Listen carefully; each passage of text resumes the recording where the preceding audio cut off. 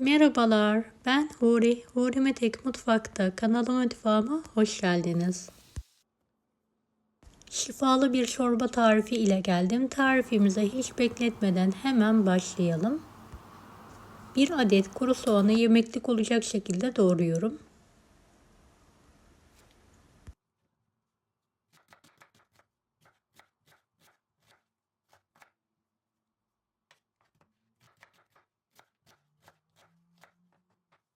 İki adet ince pırasayı da halka şeklinde doğruyorum. Sadece sap kısımlarını kullandım.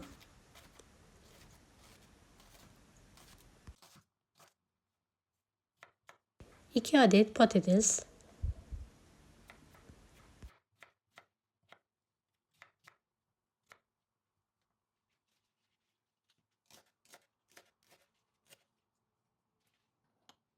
'büyük bir tencereye bolca yağ alalım.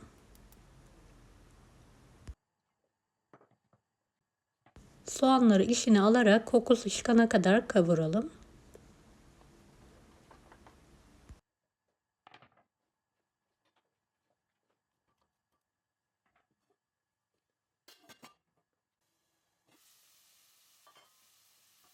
Ve soğanları karıştırdıktan sonra üzerine pırasaları ekleyelim ve kavurma işlemine devam edelim.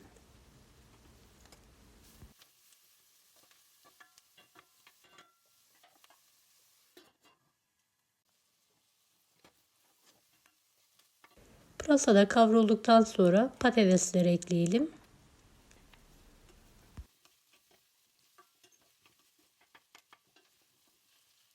Bir iki dakika kavurduktan sonra üzerine yıkanmış 2 su bardağı mercimek ekleyelim. 1-2 dakikada mercimekle birlikte kavuralım.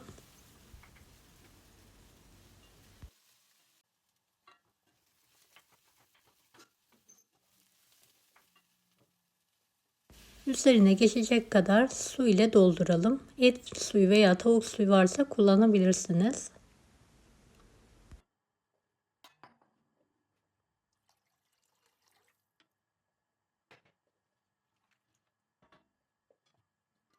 Kapağını kapatarak pişirmeye bırakalım. Ve şöyle bir karıştıralım. Sebzeler yumuşayınca blender yardımıyla pürüzsüz hale gelene kadar çekelim. Kaynayan çorbaya tuz ilavesi yapalım.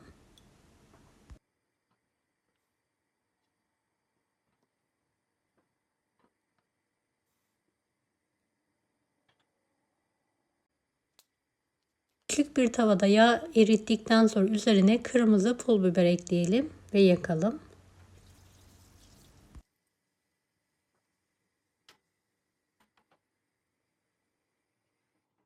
Kaynayan çorbaya hazırladığımız kırmızı toz biberli yağı gezdirelim.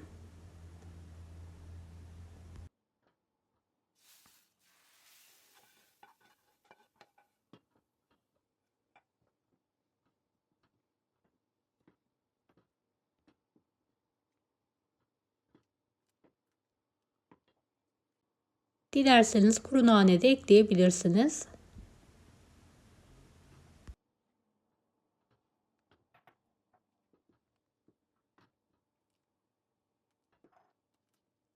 Evet, çorbamız yemeğe ve ikrama hazır. Kıvamı gördüğünüz gibi muhteşem.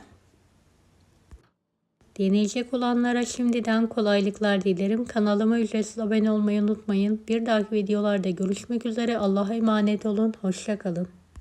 Daha farklı tarifler için bunları da izlemeyi unutmayınız.